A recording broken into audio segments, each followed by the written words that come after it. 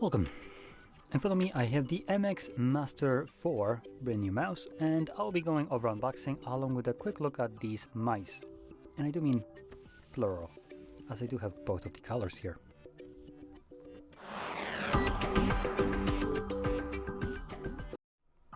So anyway, I'm gonna start off with the white one, as if you can call that white, as that's what I kind of prefer myself. And I think probably a lot of people that use MacBooks will also like this, as it looks like it just fits that aesthetic a bit more. Now, getting in here, we get a box inside of the box. Okay, there we go, there's the mouse.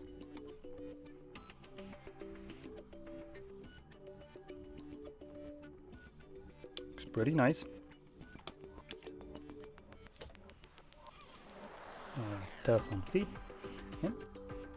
We also, ooh, okay, nice. Finally, I want to give props. This is honestly really nice to see. So, historically, most mice come with, where is it?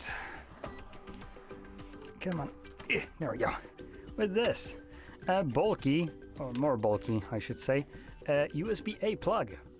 But finally, we are getting mice with USB-C, which means you can also plug them to your phone, and it will work on your phone. You get a cursor on your device. If you have never done that, you can try. So you can navigate your device with a cursor.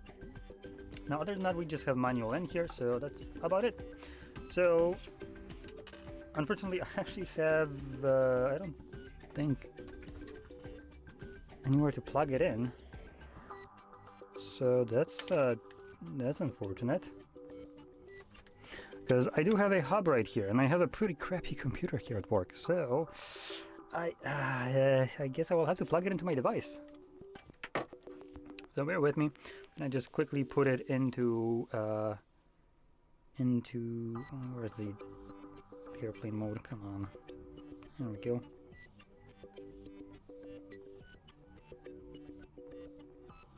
Okay. So here is my device. And we can just quickly plug that in here. It probably would benefit if I actually turn on the mouse. Come on.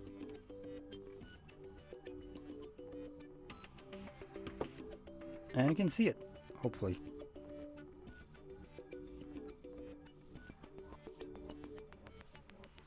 It's very responsive right here on my phone. Now, one of the benefits of the Logitech mice is the fact that they have this sensor that can work virtually on any surface. And compared to the, if you're wondering like why would you go for this one over the other options, right? As all of them have this kind of sensor that works virtually on every surface, even glass. One of the, I guess, selling points of this one is this new haptic feedback right here. So you have a haptic feedback button right here. And it does feel pretty nice, I'm not gonna lie. Damn. I kind of felt initially like it's gonna be a gimmick. Oh. Come on. Okay, there we go. So the haptic feedback does turn off when the mouse goes to sleep. Like right now. So yeah, it no longer clicks. So when I actually press a mouse button, it activates. So I can just mess around with it. And it does work pretty nicely. Another thing is these mice are super quiet, even the mouse clicks. Like there is, I'm gonna put that right next to the mic.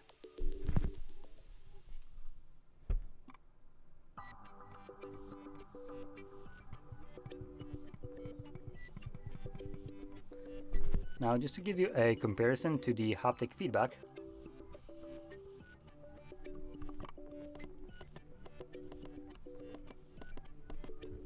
I don't know if this is hearable on video, as I can see that the mic is picking it up, but barely. And I don't know if you can actually hear this kind of clicking. They are super quiet.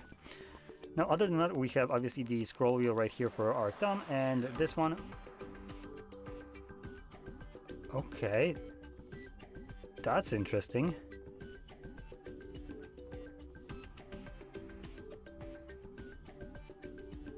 So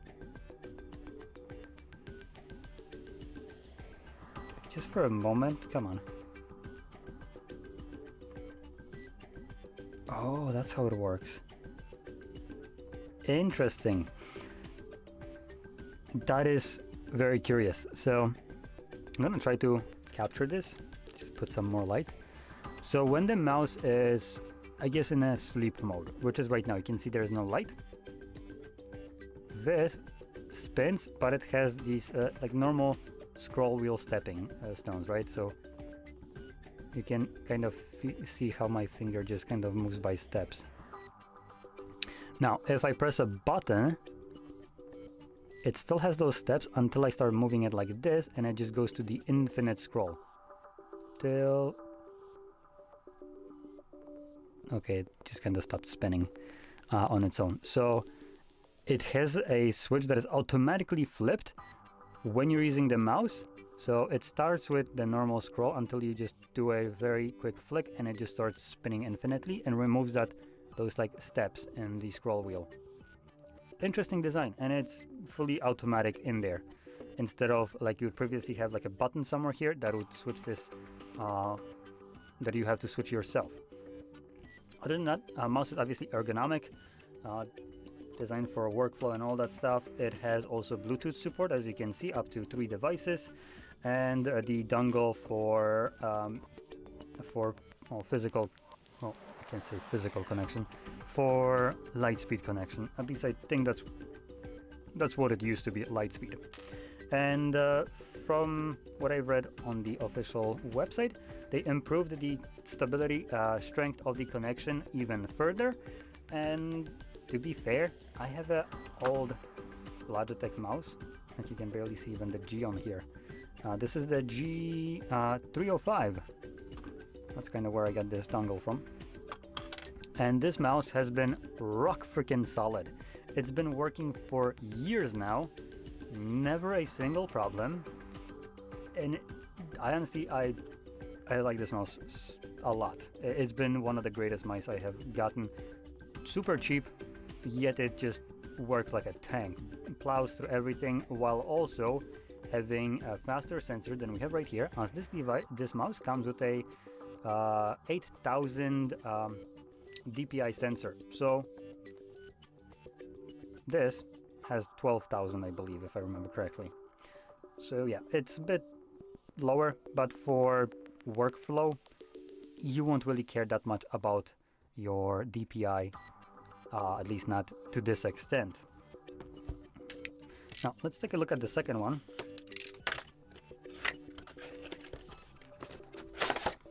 There we go, let's yoink that out.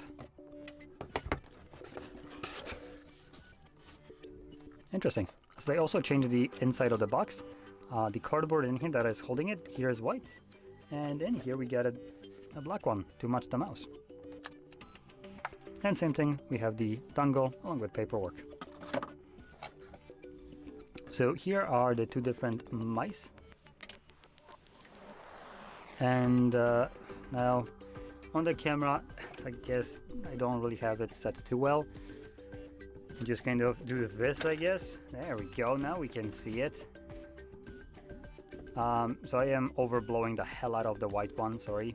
But I guess you can see the black one just a little bit better, cleaner, with its actual shape instead of blending into a straight like black blob. So identical shape to the previous one, it's just darker. One thing that I can also see right here on the corners, the buttons right here are semi-translucent. And you can see this right here where it's just more clear at the edges when the light shines through. So pretty nice touch. It looks nice, I would say, though other than looks it doesn't really serve much of a purpose, I would think. Same switches here, super quiet. And one of the changes done is previously the back right here was rubber. Now we have a plastic with a bit of a texture to it. If I bring it closer, maybe you can see.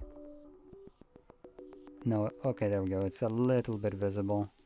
Maybe if I bring it even closer, you can see the... There we go. It's a little bit visible right now. So it does have a texture to it, but it is plastic, while this area right here is rubber, and this right here. Less rubber will mean that it's gonna get less nasty, as rubber does tend to kind of, you know, attract grime from your hands and then make it very difficult to clean it off. So with this being plastic, that obviously should be a little bit easier. Again, you have the typical resting place right here. Just grab the white one so it's easier to see right here. So yeah, resting haptic right here, a 3-button on the under your thumb right here along with a scroll wheel, and nothing here. Our DPI switch, mouse clicks, and just up and or basically scroll wheel along with the press down. There's no left or right. So yeah, solid mouse. Nothing bad to say about it. Originally I was kind of thinking that it's just going to be a nothing burger, as it's Logitech, and in recent timing they haven't been doing too well. But this actually does seem like a improved version of it, the 3S. The 3S just seemed like a more normal mouse. This seems to have a little bit more tech in it. It's kind of weird, but I'm giddy for that stuff. So having some haptic feedback on your mouse, even though it's technically useless, it's still cool to see. The fact that the scroll wheel automatically switches from the normal scroll wheel to the infinite one, that's cool.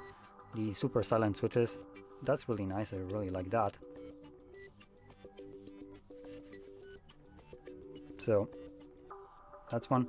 And like I said, one of the nicer things is also the plastic back, which will make it much easier to clean it from, well, typical usage when you leave some prints on it or grime over the time. It will just be easier to clean off rather than, you know, trying to get it off of rubber, which you do still have, so you'll still need to put some effort to clean this part off and this one. So there we go. One last thing that I didn't mention, like for instance my mouse, I have a built-in, no, not built-in, what am I saying? I have a battery compartment right here. Now this is AA battery, so I can replace it when it dies or have it rechargeable and just keep swapping them. Here you don't have that. You have a Type-C charging port at the front. So you do need to recharge this battery, and these should last for a while. I'm not sure how long they're gonna last now with the implementation of the haptic feedback, the scroll wheel that has some kind of electronic thing in here that just kind of swaps it from infinite to not infinite scroll. So there's a little bit happening that might be consuming a little bit more of your mouse battery, making the battery life a little bit lesser than other generations, but this is just speculation. I haven't tested it out, haven't played with it long enough to know how long the battery will last. But if it's anything like these ones, this should last a while. This mouse, I think it's been running for half a year now, and I'm not sure I'm even close to draining the battery yet. So typically I think I get like a year of battery, if not more, from it. So if we get anything close to that, that would be nice. So yeah, there we go. Obviously you can pick whichever one you want. You have two colors. I personally do like the gray white one rather than the gray black one. On camera it looks more towards black, but it is gray in reality. So dark gray, this is more like light gray, definitely not white. So anyway, that's about it. So if you found this very helpful, don't forget to hit like, subscribe, and thanks for watching.